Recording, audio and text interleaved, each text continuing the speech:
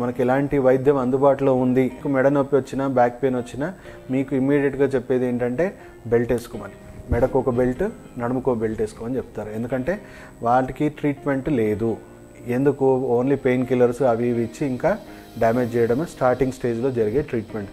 Physiotherapy అలాంటివి చెప్తారు. Physiotherapy వల్ల మీ డిస్క్లేవి అదే సెట్ కావు. జస్ట్ కేవలం మీద ఆ కండరాల నొప్పులు అవి కొన్ని రోజులు మేనేజ్ అవుతాయి. అంటే ఇవన్నీ మేనేజ్మెంట్ టెక్నిక్సే. మనం పెయిన్ కిల్లర్ వేసుకున్నా, బెల్ట్ వేసుకున్నా, లేకపోతే ఫిజియోథెరపీ తీసుకుని ఇవన్నీ దీర్ఘకాలికంగా మేనేజ్మెంట్ చేయగలం. దీనివల్ల కొంత స్టార్టింగ్ స్టేజ్లో ఉంటే మీకు అదంతలా అదే ఒక రోజు నొప్పి ఎక్కువ ఉంటుంది, ఒక రోజు తక్కువ ఉంటుంది. సో మీరు ఫిజియోథెరపీ ఏది తీసుకున్నా తీసుకోకపోయినా 2 రోజులు రెస్ట్ తీసుకుంటే అదే తగ్గిపోతుంది. కానీ కొంచెం అది రోజు తీవ్రత అనేది పెరిగిపోతున్న కొద్దీ మనకి ఈవెన్ పెయిన్ కిల్లర్ కూడా ఉపశమనం ఇయ్యదు, ఫిజియోథెరపీ కూడా ఉపశమనం ఇయ్యదు. అలాగే మీరు మెల్లిమెల్లిగా ఇంకా సమస్య పెరిగిపోతున్న కొద్దీ, ముదిరిపోతున్న కొద్దీ మీ రోజువారీ చర్యలు కూడా మీరు అస్సలు సరిగ్గా చేసుకోలేని పరిస్థితి క్రియేట్ అవుతుందండి. సర్జన్స్ దగ్గరికి వెళ్ళి మనం సబ్మిట్ అయిపోతాం, డాక్టర్ గారు మాకు ఏమైనా చేసి తగ్గించండి అని.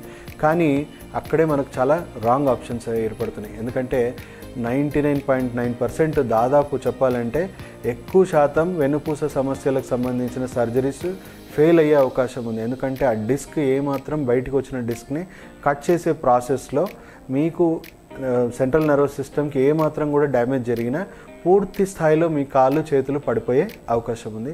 అండ్ అది పర్మనెంట్ డ్యామేజ్. మళ్ళీ దాన్ని రికవర్ చేసుకునే ఏ వైద్యంలో కూడా దాన్ని రికవర్ చేసుకునే అవకాశం లేదండి. సో మీరు ఒక జనరల్ ఫిజిషియన్ దగ్గరికి వెళ్తే, లేకపోతే మీ ఫ్యామిలీ డాక్టర్ దగ్గరికి వెళ్తే ఎవరు కూడా మీకు పెయిన్ కిల్లర్ వేసుకోండి, రెస్ట్ తీసుకోండి, వదిలేయండి, ఏదో ఒకటి చేసుకోండి, కానీ ఆపరేషన్ మాత్రం చేసుకోకండి అని చెప్తారు. అదే ఒక సర్జన్ దగ్గరికి వెళ్తే మాత్రం మనకు ఎక్కువ శాతం మన వెల్ విషర్స్ అయితే వాళ్ళు మీకు చెప్పరు. వెల్ విషర్స్ కాకపోతే డెఫినెట్గా మీకు సర్జరీకి కూడా ఎంకరేజ్ చేసే అవకాశం ఉంది. కొన్ని అంటే 100లో ఒక 2-3 ఉంటాయండి చాలా తీవ్రమైన కేసు, వెన్నుపూస డిస్లొకేట్ అవ్వడము, అలాంటి కేసెస్లో సర్జరీ తప్ప మనకు వేరే ప్రత్యామ్నాయం లేదు. కానీ చిన్న స్లిప్ డిస్క్లకు, బ్యాక్ పెయిన్లకు మనం సర్జరీలు అనవసరంగా చేసుకోవాల్సిన అవసరమే లేదండి. యాక్యుపంక్చర్లో మీ డిస్క్లని పూర్తి స్థాయిలో 80-90% మనం డిస్క్లని మళ్ళీ సెట్ చేయొచ్చండి. తీవ్రత పట్టి మీకు టైం పడుతుంది. అంటే మీకు స్టార్టింగ్ స్టేజ్లో వస్తే కేవలం 1 to 2 monthsలో మిమ్మల్ని ఆ డిస్క్లని మళ్ళీ సెట్ చేయొచ్చు.